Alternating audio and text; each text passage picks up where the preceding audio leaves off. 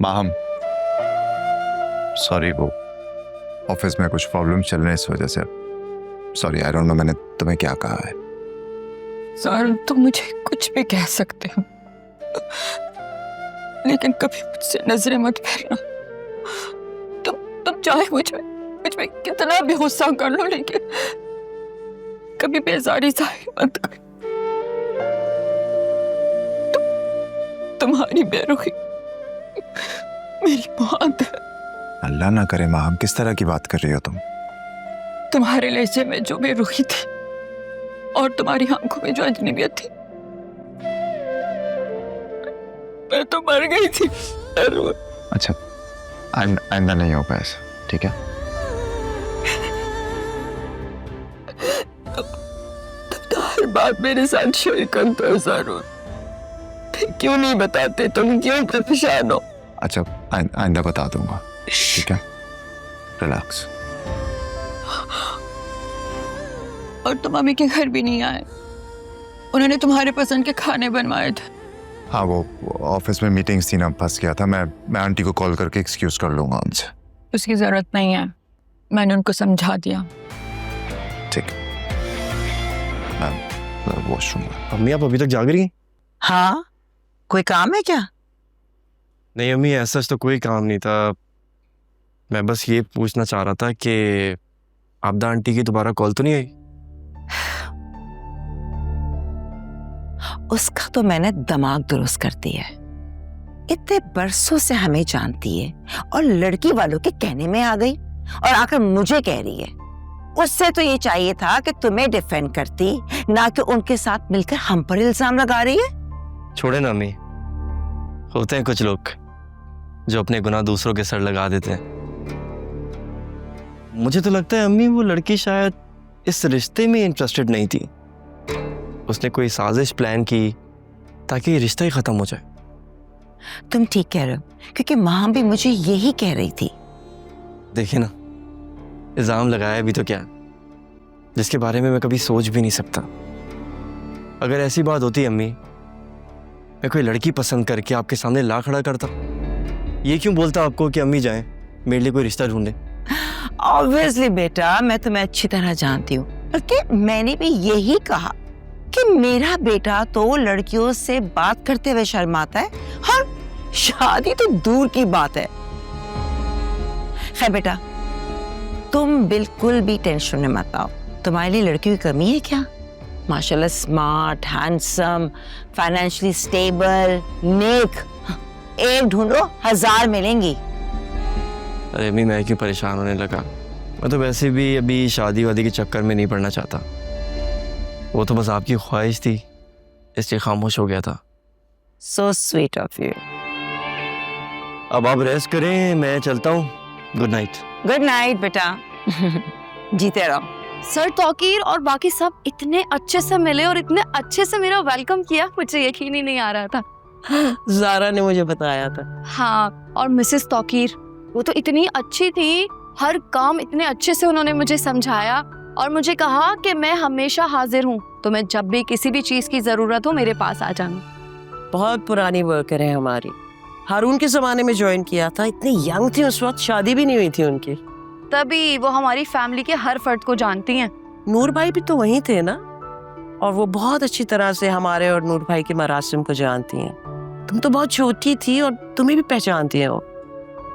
जी, वो बाबा के बारे में बता रही थी। क्या कह रही थी? कौन बता रहा था? भाई, मिसेस तौकीर की बात हो रही है। हाँ, Mrs Tauqeer, she is great, no doubt. मैंने इसीलिए तुम्हें उनके डिपार्टमेंट में एडजस्ट करवाया ताकि तुम्हें कोई प्रॉब्लम ना हो और सब कुछ इजीली सीख सको। हाँ, ये तो आपने बहुत अच्छा किया। अच्छा, तो चाय चल रही है, मेरा जूस कहाँ है? मैं भी बना कर लाती हूँ। जनाब, मैं लेके आ गई हूँ, ये लो। Thank you so much. यार, सूरज कहाँ से निकला था जो तुम मेरे लिए जूस लेकर आई हो? ज़ारून, तुम तो ऐसे कह रहे हो जैसे मैंने कभी तुम्हें जूस बना के ना दिया। भाई, पिलाती हो जूस, मैं मना नहीं कर रहा, लेकिन जब मेहरबान होती हो सिर्फ तब। इसमें नहीं नाराज होने की कौन सी बात है? अगर वो जूस नहीं बना के लाई तो? अम्मी, मेरे काम किसी गिनती में भी नहीं आते, इसलिए ज़ारून को नजर भी नहीं आता। वैसे ज़ारून भाई, आप ना भाभी के साथ अच्छा नहीं करते। अच्छा माफ कर दो यार, सारे इकट्ठे हो गए हो। भाई मजाक कर रहा था मैं, रिलैक्स। शॉपिंग पे तो मुझे जाना था ना तुम्हारे साथ। हाँ तो आंटी से कहना था, उन्होंने ही अम्मी से बात की थी। अरे मैंने कहा था लेकिन उन्होंने मना कर दिया। वो कहने लगी कि अगर हम साथ जाएंगे तो उससे झिझक महसूस होगी, तो खुद जाने दो। शाबाश, अच्छे बच्चे अम्मी की बात माना करते हैं। वैसे तुम तो जानती हो ना ज़ारा, मुझे शॉपिंग का कितना क्रेज़ है, इसलिए मैं चाहता हूँ कि बाहर जाने से पहले एक बार तुम्हें शॉपिंग पे ज़रूर लेके जाऊँ। वैसे तब्रेज़, मैंने बहुत कम मर्दों में शॉपिंग का इतना क्रेज देखा है। नॉर्मली तो मर्द शॉपिंग के नाम से चढ़ जाते हैं। देख लो, तुम लकी हो ना। शायद नहीं, यकीन है। वैसे तुम्हें कभी मुझे शॉपिंग का बोलने की ज़रूरत नहीं पड़ेगी, मैं तुम्हें खुद ही ले जाया करूँगा। ज़ारा, तुम कौन से कलर का ड्रेस लोगी? जो तुम्हें पसंद हो। यस, मैं भी यही चाहता हूँ। वैसे तुम कोई भी कलर पहनो, सब कलर्स तुम पे अच्छे लगेंगे। अच्छा जी, इतने गौर से देखते हो मुझे, या फिर हर लड़की को इसी तरह देखते हो कि किस पे कौन सा कलर अच्छा लगता है? क्या करूं, जब से तुम पे नजर पड़ी उसके बाद ये नजर किसी और पे उठी नहीं। पता है ज़ारा, मैं हर रोज तुम्हें यूनिवर्सिटी में देखा करता था और तुम मुझे हर रोज पहले से भी ज्यादा अच्छी लगा करती थी।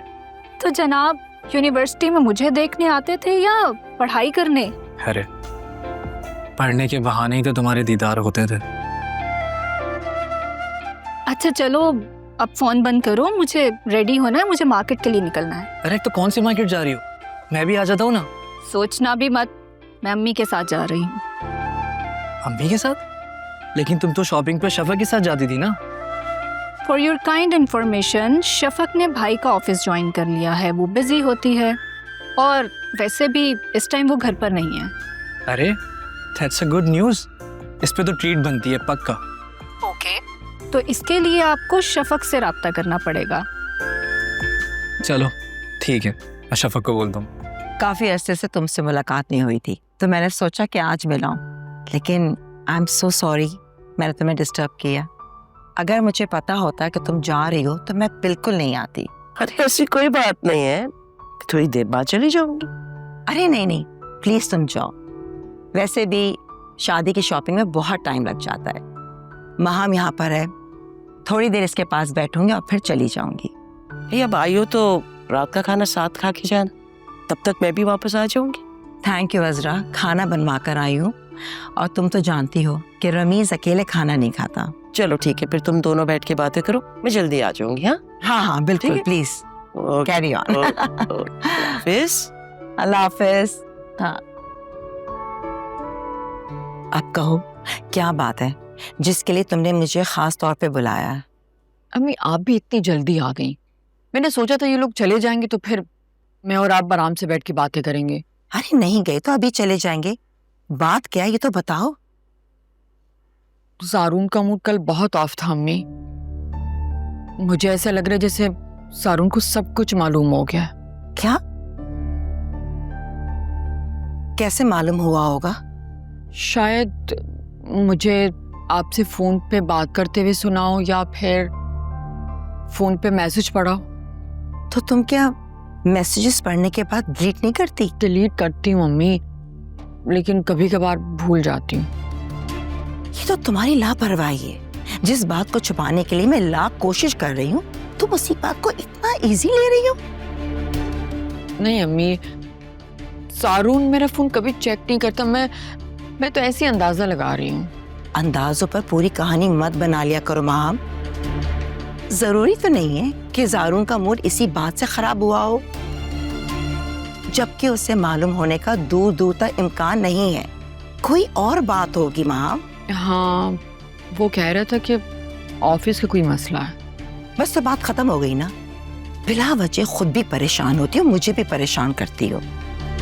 तुम्हें इस खौफ को अपने अंदर से निकालना होगा, वरना सारून को कुछ बताने की जरूरत नहीं होगी, उसे सब कुछ खुद पता चल जाएगा।